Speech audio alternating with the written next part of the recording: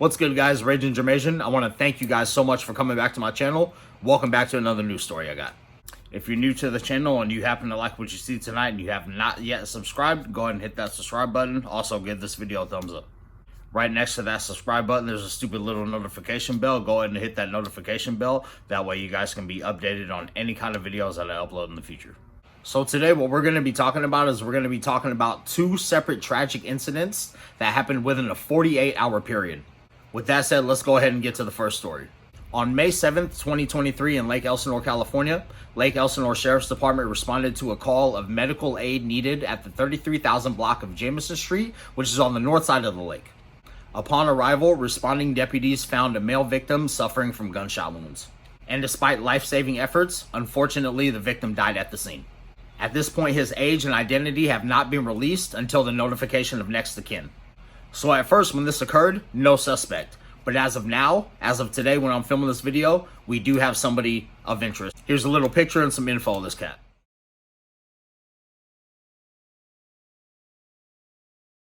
But again, as of now, they have not released the age and the name of the victim, but we'll get back to that.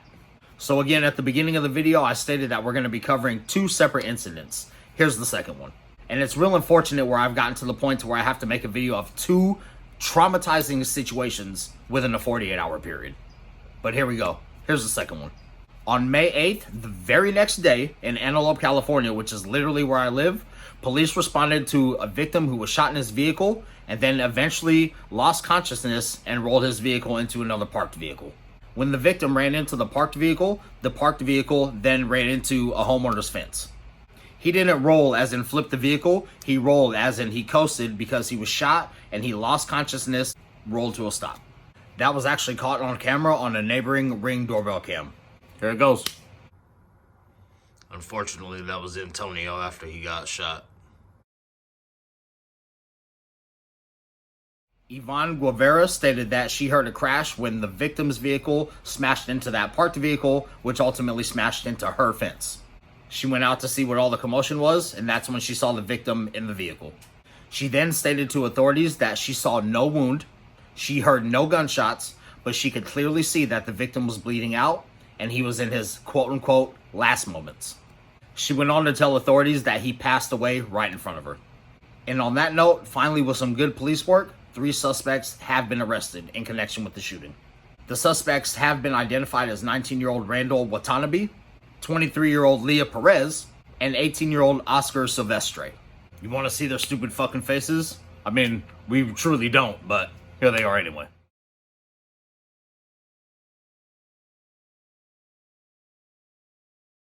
Investigators stated that evidence presented at the scene showed that somebody showed up to do a narcotics deal, and that at one point, Watanabe opened fire in an attempt to rob the victim. Leah Perez, the female, was the driver. Oscar Silvestre is the one who arranged the meeting. All 3 of these assholes are facing charges, obviously. 2 kids, in my opinion. 20 years old, 18 years old. These are still kids. 20 years old or not, you're still a child. 2 of them dead. Why? A robbery gone bad? A confrontation at a party? When did we start pulling out guns instead of back in the day when we would take off our shirts and take off our earrings and tell our homies to hold that shit while we finish a fight? So let me go ahead and get to the main point of this video. If any of you guys watched my introductory video, you guys will recall that I stated that I'm constantly watching the news and I'm constantly filling in my 16-year-old daughter, my 21-year-old daughter, and my wife on the bullshit that goes on this planet. I mean, it's constant with the gun violence. It's constant with the rage. Shit's been going ham since God knows when. It was bad when I was a kid. It's getting fucking worse now. I fill them in because I want them to be street smart. I want them to be alert. I want them to keep their heads on a swivel. And you know what? I tell you what, I never thought that shit like this would hit so close to home. It hits home because there's a backstory on both of these murders. 18-year-old Noah Ivansco was the unidentified male who was killed in Lake Elsinore on May 7th. He has yet to be identified, but I know his name because my 16-year-old daughter received a post Sunday night stating that her 18-year-old friend that she met in 5th grade was killed in Lake Elsinore. It will forever be embedded in my head hearing my 16-year-old daughter wailing on the phone, talking to her sister, telling her sister that one of her friends was killed due to senseless gun violence. When my wife and I heard the crying, we went inside to see what was going on, and my 16-year-old daughter looked me in my face with tears in her eyes and said, "Someone killed Noah." Upon hearing his name and a small conversation with my daughter, I was able to put a face on this young man and realize that he has been in my house multiple times as my daughter's friend. My daughter and Noah have been friends since the 8th grade when my daughter got word that Noah thought she was cute.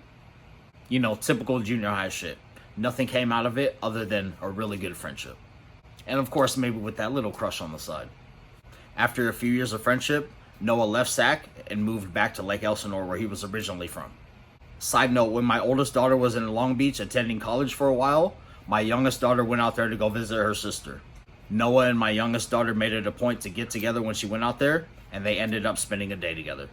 Even hundreds of miles away, they still made it a point to get together and at least spend that little bit of time together. They kept in touch through social media, but unfortunately this friendship was cut short on May 7th due to another senseless fucking shooting. Another child gone, killed. For what?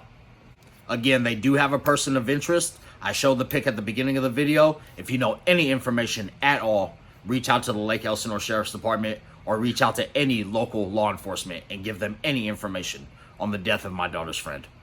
Let's get justice for Noah. Let's give his family and my daughter some closure to this tragic crime.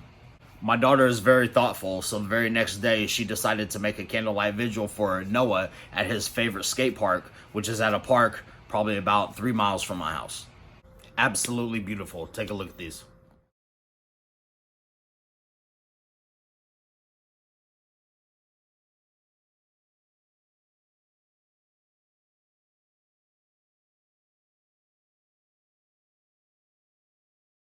Later on that evening, when everything is wrapped up, we're all chilling, hanging out at the house.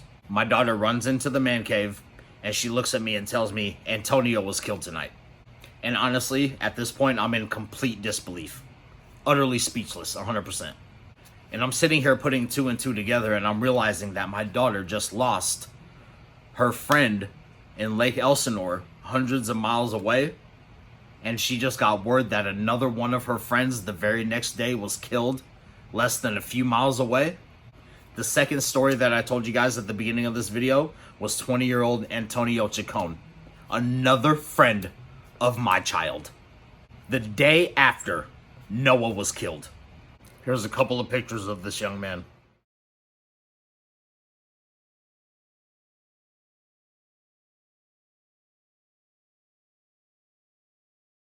Again, I'm speechless, so I see what I can do to find any kind of confirmation, hoping that this is just some, that maybe that for some small reason that this might not be real.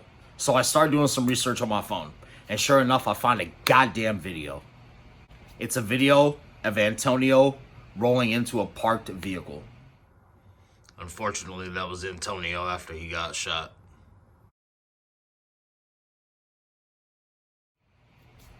After he had been shot and lost consciousness. I mean, is this shit really happening?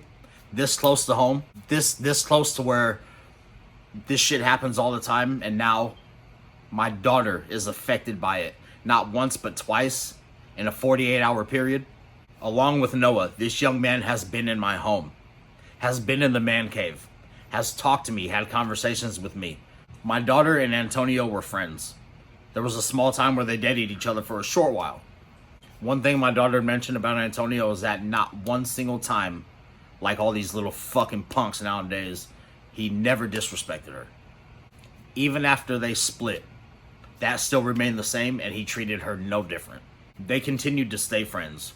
She remembers one time when Antonio and her were walking down the main street, Antelope Road. He stood on the outside and made sure she was on the inside. My daughter specifically remembers when she met him and he was at the age of 17, how he had a lot going for him as far as the teenager goes. Seems like he had his head on his shoulders, had a lot going for him, was motivated, was ready to have a good life. And here we are yet again, people. Another life cut short because of senseless gun violence. And there you have it, folks. The shit that I report on, the shit that I try to start this YouTube video on, the shit that I watch on the news every single day, even though it's starting to break me down and it's making me hurt inside, to hear all of this senseless violence is now close to home. Now my daughter is affected by it. Not only once, but twice in a 48-hour period. It's a small world, but did I ever think that this shit would be hitting so close to home? Why so much violence? Why is it so easy for kids to get ghost guns? Why is it so easy for anybody to obtain a gun, period? We have to respect responsible gun owners, but the thing is that it's super easy for these kids and people to get guns, and we don't even know what's going on up here. In my generation, if I had beef with somebody, we'd meet at a park, we'd beat the fuck out of each other, the loser would stand up and shake the winner's hand, and the beef would be done. What happened to those days? Why now does everybody have to die in order to win a beef? The recent mass shooting in Texas, the bank shooting in Nashville, Tennessee, what the fuck is the problem? Why every day? To see the pain in my daughter's eyes is the ultimate game changer, and the shit needs to fucking stop. I'm Raging Jamaican. Thank you guys for coming back to my channel. Again, thank you guys for joining me for another news story. There's really not much to say on this one other than I'm heartbroken that my daughter is heartbroken. I'm heartbroken that 2 children that have been in my house, hung out with me, had conversations with me, are now dead. Point blank, everything needs to stop. Please send out your prayers to the family of 18-year-old Noah Ivansco. Also, don't forget to send your prayers to the family of 20-year-old Antonio Chacon. I consider kids 18 and 20 years old, my daughter's friends, dead over senseless gun violence. Stop the fucking bullshit, guys. It's done. We need to stop. We need to do better for each other. Really not much more to say than that. Peace.